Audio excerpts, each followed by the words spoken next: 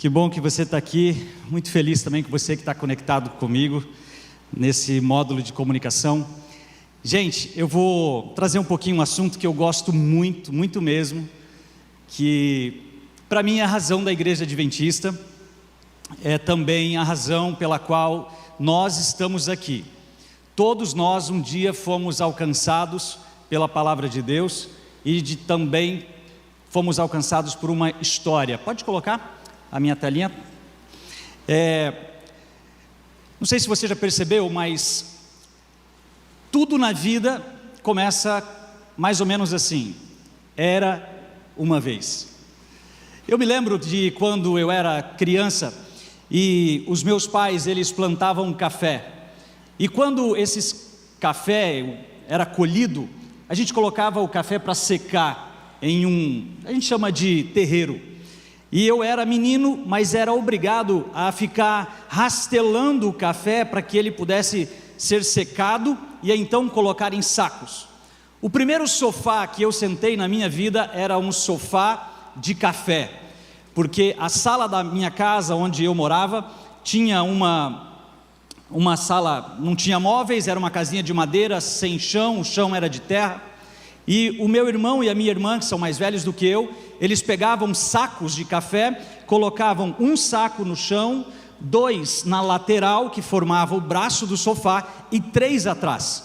E nós passávamos tempos e tempos sentados, ouvindo histórias da Bíblia.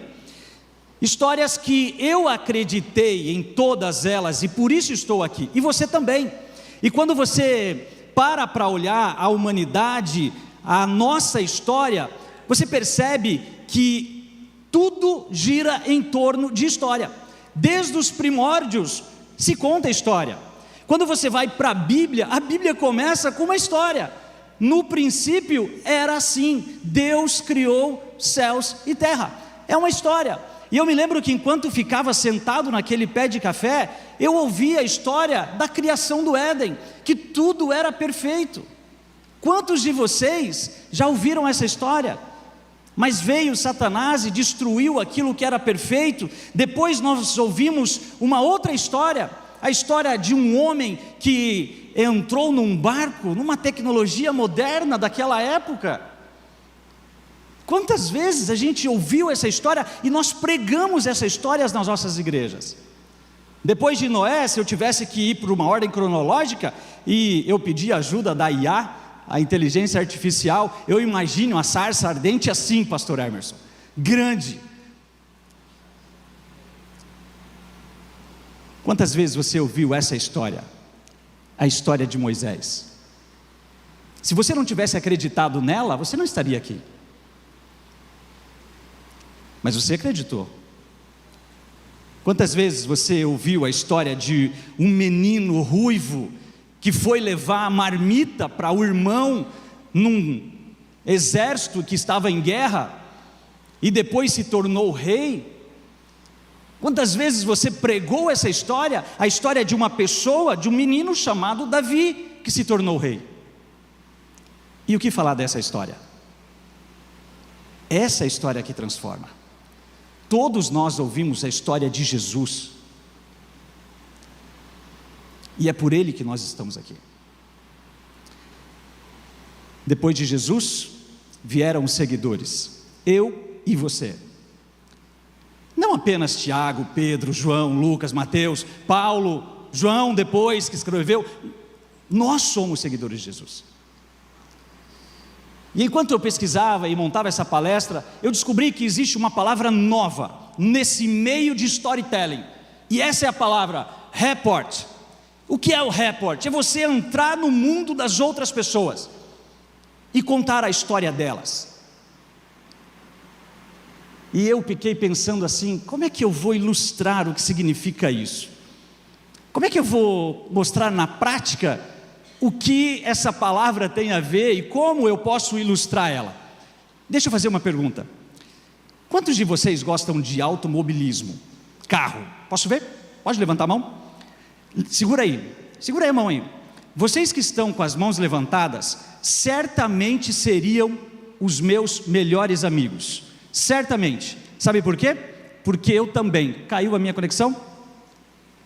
Porque eu também gosto de tecnologia, de carros, e nós passaríamos muito tempo conversando, sabe por quê? Porque eu tenho um carro que eu sou apaixonado por ele, é meu refúgio. Tem um sonzinho aí, pode deixar, viu, Bruno? Então, percebe, vocês que levantaram a mão, talvez nós poderíamos passar 3, 4 horas conversando sobre carros.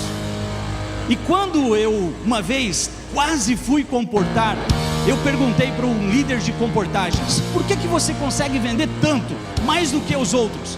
Ele disse assim: porque antes de fazer a oferta, eu tento descobrir qual é o assunto que aquela pessoa mais gosta de falar, e quando eu descubro, eu então entro no mundo dela e eu vendo todas as minhas coleções.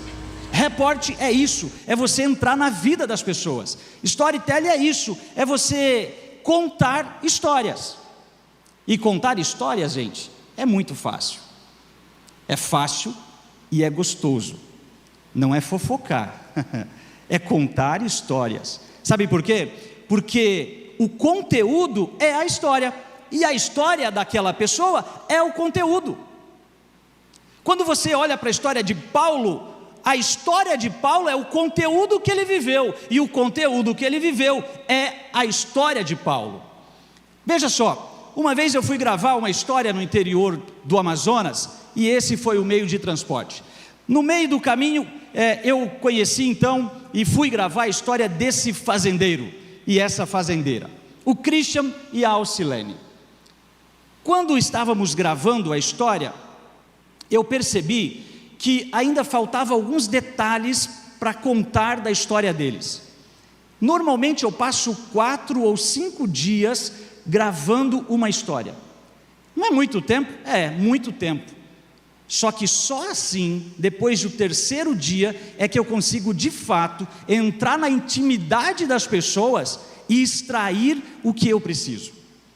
Você acha que Lucas, quando ele escreve o Evangelho de Lucas, a Bíblia diz, ele mesmo diz, que ele era médico e também era um cientista, um pesquisador.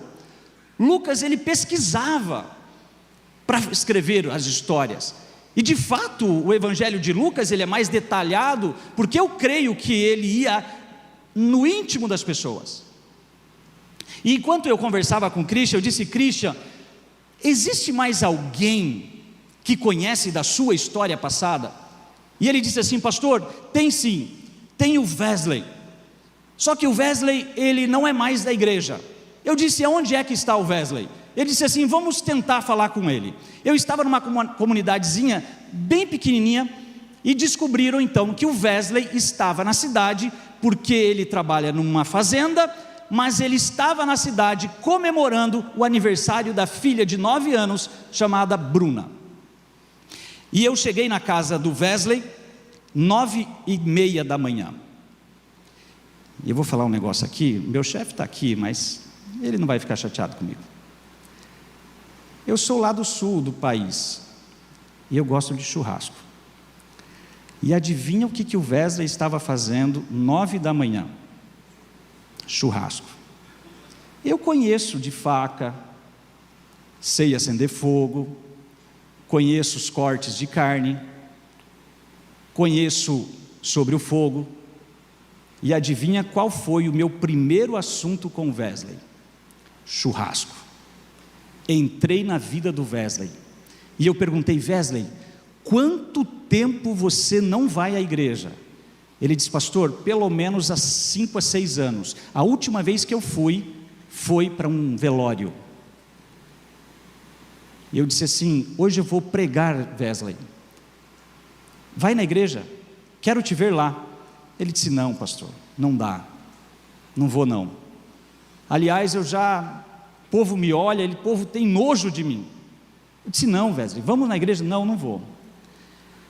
Aí o Christian, que estava comigo, disse assim: pastor, o Wesley canta e toca violão. E a Bruna, que era a filha do Wesley, estava do meu lado. E aí o Espírito Santo falou assim: cutuca a filha. Eu disse assim: Wesley, se eu fazer um apelo hoje, eu queria que você cantasse. Ele falou: pastor, eu não vou.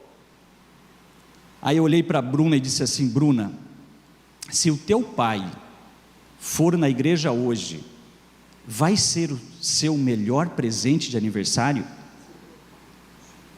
A Bruna começou a chorar aos 9 anos de idade e disse assim: vai, pastor. Eu disse: Wesley, agora é contigo. Você vai dar esse presente para sua filha? Eu já estava íntimo dele, já estava próximo. 9h30 da manhã eu estava comendo churrasco com ele, ajudando ele a fazer o churrasco, porque o churrasco era para o aniversário da filha. Ele foi, ele cantou, e eu tive a oportunidade de fazer o batismo do Wesley. E eu continuo sendo um dos amigos do Wesley. O Wesley, antes de sair da igreja, ele era o diretor do trabalho missionário de toda uma região do Amazonas. Queridos, eu vou dizer uma coisa para vocês: se o Espírito Santo de Deus pedisse para a gente escrever um novo mandamento, vamos abrir um parêntese aqui. Imagine que a gente precisa escrever, imagine que Deus hoje selecione na terra 40 novas pessoas para escrever um novo mandamento. Quais seriam as histórias que vocês acham que seriam escritas nesse novo mandamento? Testamento, obrigado. Nesse Novo Testamento. São as nossas histórias, é a minha história, história de vocês.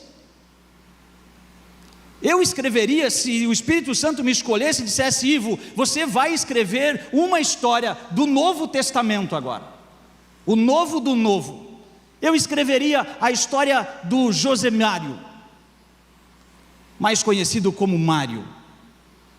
O Mário era um excelente jogador de futebol, jogava no time de base de Manaus, passou a jogar para o time do Amazonas, estava prestes a se tornar profissional adventista. Um dia, enquanto ele pregava, ele fez a seguinte oração: Senhor, se o Senhor olhar para a minha vida e me ver fora do céu, por favor, me quebre. E o Mário escreveu essa frase porque ele disse isso num sermão, e eu tenho esse sermão do Mário escrito. Menos de um ano, o Mário estava diagnosticado com ELA, aquela doença que ele vai atrofiando, os músculos vão parando. Normalmente, uma pessoa com ELA morre antes dos 5 anos do diagnóstico. O Mário já está há 9 anos diagnosticado. E sabe o que o Mário faz? O Mário tem um computador na qual ele olha para a tela, ele pisca e o computador digita, e ele escreve pelo WhatsApp com os olhos. O Mário não fala, o Mário não anda. Esse aparelho que está no colo do Mário é o pulmão do Mário. Aqui no meio da barriga existe uma sonda que ele recebe alimento, na traqueia existe onde ele recebe a ventilação mecânica. A única coisa que o Mário tem para pregar o evangelho são os olhos. Ele pisca, o computador digita e ele envia para as pessoas. E assim, nessa condição, o Mário já levou 9 pessoas a Cristo. Se eu tivesse que escrever um Novo Testamento, eu escreveria a história da irmã Maria das Graças, que fez um pacto com Deus, dizendo: Senhor, se o Senhor me der a aposentadoria, o dinheiro que eu receber, eu vou construir uma igreja num lugar onde não existe igreja, lá no interior de Roraima. Para chegar lá é muito difícil. Olha a casa da irmã Maria, não tem geladeira, não tem fogão, não tem piso, não tem janela, a janela é de madeira simples, ela se alimenta do que planta. O único dinheiro da família é a aposentadoria que ela usou para construir uma igreja sozinha. Eu escreveria a história da irmã Maria das Graças. Histórias como a irmã Maria das Graças nos faz crer que o Evangelho tem razão. Histórias são verdadeiros sermões. Se eu perguntasse para você, quantas histórias tem na sua igreja? Talvez vocês levantariam a mão e diziam, olha, tem uma história interessante, que daria para colocar no Novo Testamento. E o que falar da Natividade? A Natividade mora no interior do Acre, do interior de Roraima também, e ela não é sozinha. Ela trabalha com o marido, mas eu vou fazer o seguinte, eu vou deixar ela contar a história dela para vocês.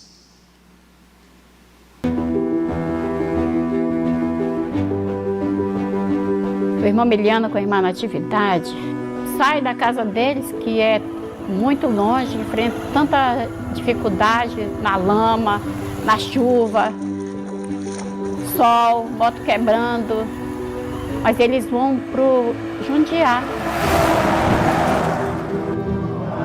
cuidar da igreja. Misericórdia se alcançarei, mas uma vez eu sinto meu pecado, que é gotas de paz e amor. Conceda Deus a mim misericórdia, então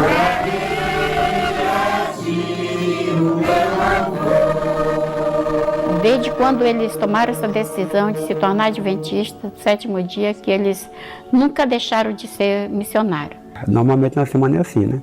Trabalha 4 dias no Jandiá, o estudo bíblico, visitação, aí 3 dias na roça.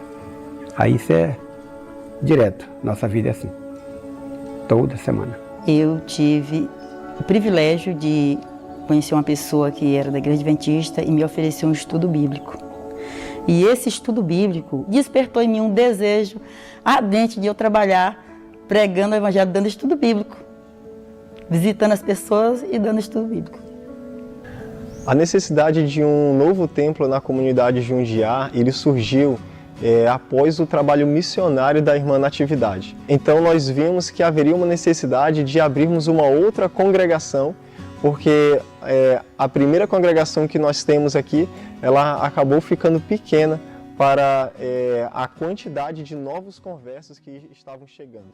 Eu comecei visitando as pessoas que eu não tinha relacionamento com elas, que eu não conhecia, pessoas afastadas, né? Primeiramente foi uma pessoa afastada da igreja, uma mulher que a gente olhava assim para ela de muita garra. Eu fui com ela primeiro. E quando foi um certo dia, ela me fez a pergunta, né? E eu falei, mãe, eu estou preparada para me batizar. E aí eu comecei trabalhando, visitando, oferecendo estudo para as pessoas. Logo, logo eu disse, pastor, venha batizar. Eu batizo.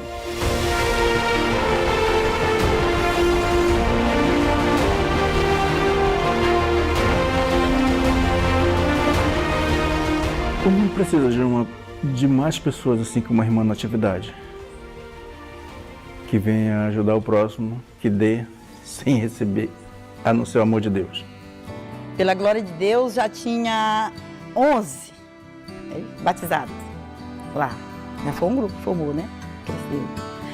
Aí comigo e meu esposo, aí nós continuamos reunindo, preparando eles e trabalhando com eles e animando eles.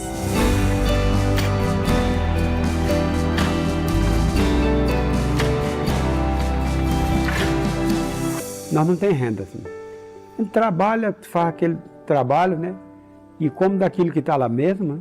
Às vezes ele chega, corta 2 caixas de banana, aí volta, vem deixar ali, vende ali na saída para o homem que compra, aí já abastece a moto. No mundo que a gente vive, que se precisa de gastar, comprar sobremesa todos os dias, para quem não tem uma renda de lugar nenhum, é difícil. Largar até a sua própria vida, né, para viver esse trabalho missionário, né? É para poucos. E eu admiro muito porque ela tira do dela para dar para o próximo. Uma pessoa dessa, ela é muito abençoada, porque Não é todo mundo que sai de uma cama para dormir no chão, para dar para outra pessoa. E ela é capaz de fazer isso. Nós ajuda a pessoa que não tem ainda o trabalho que Deus faz para a gente. Eles me ajudam na hora que a gente mais necessita, entendeu? São os pais. Eu não tenho a verdadeira mãe, mas Deus me concebeu eles ao meu lado.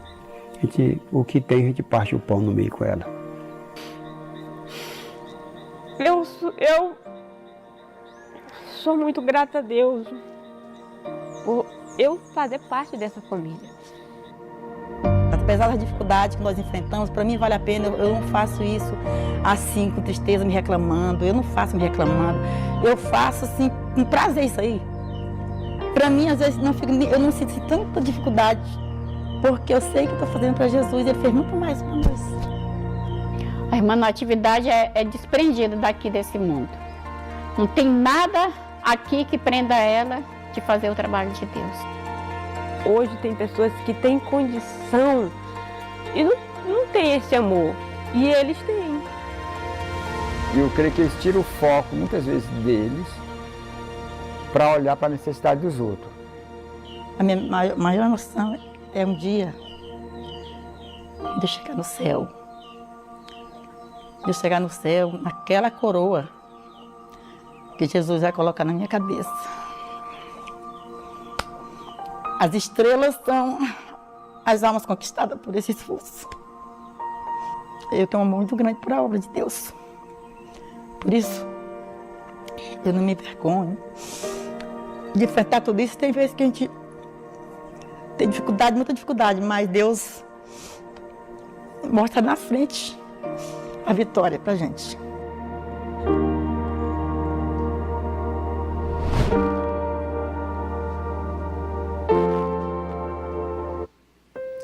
Essa é a história da Maria Natividade. Não é aposentada, trabalha 4 dias dando estudos bíblicos como voluntária e 3 dias na roça. Qual é a sua história? Quantas histórias tem na sua igreja? Você já parou para pensar que os maiores meios de comunicação do Brasil investem em histórias? Tem um apresentador de uma emissora que todos os domingos conta 2, 3 histórias diferentes. Investem milhões em produção. Sabe por quê? Porque pessoas convencem pessoas. Histórias.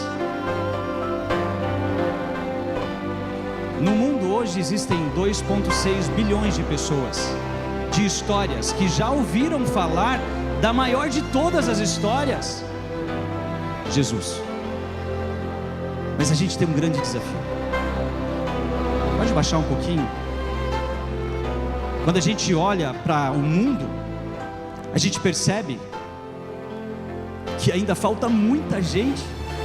São muitas histórias de pessoas que ainda precisam ser contadas, encontradas. E essas histórias estão nas igrejas de vocês. A TV Novo Tempo clama por história. A Associação Norte de Rondônia e o Acre clama por histórias. Nós da União, não sei quantos foram no Maranata, mas as 2 histórias, a que abriu e a que encerrou, foi da nossa União. Histórias. Ainda faltam muitas pessoas para ouvir falar a mais bela história que o mundo já conheceu, a história de Cristo Jesus. Queridos, contem histórias, contem as transformações que estão dentro das igrejas de vocês. Mandem para a gente essas histórias e nós vamos fazer com que outras pessoas também sejam transformadas com a história que realmente transforma, que é do nosso Senhor Jesus Cristo. Que Deus te abençoe.